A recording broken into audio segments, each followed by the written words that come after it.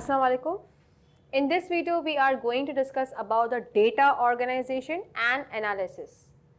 आपको अगर आप कोई डेटा निकाल रहे हैं, हमने डिस्कस किया कि आप बहुत सारी प्रॉब्लम्स को अगर आप ऑब्जर्व करने के बाद उसको एक्सपेरिमेंट कर रहे हैं, एक्सपेरिमेंट के बाद आपको डिफरेंट रिजल्ट्स मिल रहे हैं, तो अगर आप चाहते हैं कि आपको जो रिजल्ट्स आए हैं आप किस तरह से उसको ऑर्गेनाइज करें, तो आप कह सकते हैं कि उस रिजल्ट के उस स्टेप पे आप यहाँ पर ही इसकी एडिशन कर लें सिंपली, और जिस तरह से जो आपको रिजल्ट आया है उसको इतना ब्यूटीफुली आप अगर एक्सप्रेस करेंगे तो अल्टीमेटली जो आपको कहीं आप उसको प्रेजेंट कर रहे हैं तो it can be clearly to other people as well कि येस आपने जिस पे काम किया है उसका रिजल्ट एक्चुअल में आया क्या है। क्योंकि ऐसी बहुत दफ़ा ऐसा ऑब्जर्व किया गया है कि जो रिजल्ट्स आते हैं और जो लोग उनके रिजल्ट सही भी होते हैं लेकिन सही से इनको एक्सप्रेस नहीं कर पा रहे हो, तो that wise it has a problem for them as well कि उसको एक्सप्रेस नहीं करने की वजह से लोग कंसिडर करते हैं कि आपका एक्सपेरिमेंट ही सही नहीं हुआ है, आपके रिजल्ट्स तो करेक्ट ही नहीं है।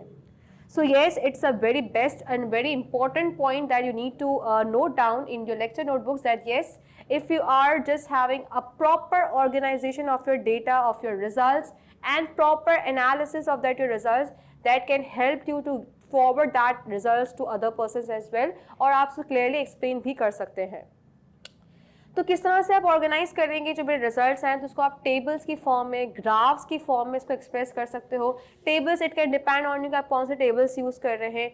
ग्राफ अगर आप चाहते हैं कि आप उसमें प्रॉपर ग्राफ्स लगा दें, आप उसमें line graph, bar graph, histogram, pie charts, आप डिफरेंट उसमें ग्राफ्स ऐड कर ले, टेबल्स ऐड कर ले, मीन मीडियन मोड अगर आप लगा देते हैं उसके अंदर, रिग्रेशन हो गया, को रिलेशन हो गया, डिफरेंट आप उसमें अगर अप्लाई करते हैं तो अल्टीमेटली क्या हो जाता है कि आपका जो डेटा है वो प्रॉपरली ऑर्गेनाइज हो जाता है और आप कह सकते हैं कि येस अब मैं अपने रिजल्ट्स को प्रॉपरली किसी और के सामने इसको एक्सप्रेस कर सकती हूँ। नेक्स्ट जो हमारे पास आता है दैट इज एनालिसिस। एनालिसिस में क्या होता है, जब आपने इसको सिंपली जो आपको डेटा कलेक्ट हुआ है, आपने इसी प्रॉपर जो है वो आपने डेटा टेबल्स बना लिए, आपने ग्राफ्स बना लिए, अब किस तरह से आप उसको एनालिसिस करेंगे उसके लिए बहुत इंपॉर्टेंट पॉइंट है कि आपके पास एक प्रॉपर फॉर्मेट होना चाहिए। तो एनालिसिस के लिए हमेशा हम कहते हैं कि यू शुड अप्लाई स्टैटिस्टिक्स। जितना प्रॉपर आप स्टैटिस्टिक्स पे अप्लाई करेंगे आपका डेटा और ब्यूटीफाई हो जाएगा और अच्छा हो जाएगा और आप इजीली किसी और को एक्सप्लेन आराम से कर सकते हैं। तो स्टैटिस्टिक्स में आपकी बुक के अंदर दो एग्जांपल्स दिए, that is ratio and proportion. कि आप रेशियो एंड प्रोपोर्शन का फॉर एग्जांपल यूज़ करते हैं, that ultimately easily help to analyse your data. Ratio simply क्या होता है, comparison of two values, right, express as quotient.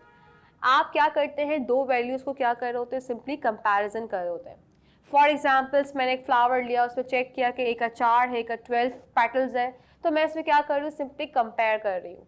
तो आप रेशियो के थ्रू उसको कंपेयर कर सकते हैं कि एक फ्लावर में 4 पेटल्स है, 12 पेटल्स है, कुछ भी आप ले लें, कोई भी एग्जाम्पल ले लें, तो मैंने रेशियो को यहाँ पर इस तरह से एक्सप्रेस किया। अब मैं चाह रही हूँ मैं उस पर लगा दी proportion. So what is proportion, the equation stating that two ratios are equal. कि जो आपका जो रेशियो आया है उसको आप फर्दर क्या करेंगे, वेदर इट्स इक्वल और नॉट, आप उसको इक्वल करके प्रॉपर आप उसको दे सकते हैं और बाय दी प्रॉपर इक्वेशन की फॉर्म में आप उसको एक्सप्रेस कर सकते हैं। कि फॉर एग्जांपल मैंने यहाँ पर लिखा है 4:12 कि मेरे पास जो रेशियो आया है 4 का रेशियो 12 हमारे पास आ रहा है, तो मैंने सिंपली क्या किया, इसको फर्दर हमने उसको सिंप्लीफाई करके 1:3 का बस रेशियो आ गया। तो मैंने यहाँ पर इसको प्रोपोर्शन की स्टेटमेंट की फॉर्म में लिख दिया, दैट इज 4:12 और प्रोपोर्शन इक्वल्स इट मीन्स 1:3। तो ये प्रॉपर मेरे पास क्या आ गई, स्टेटमेंट आ गई।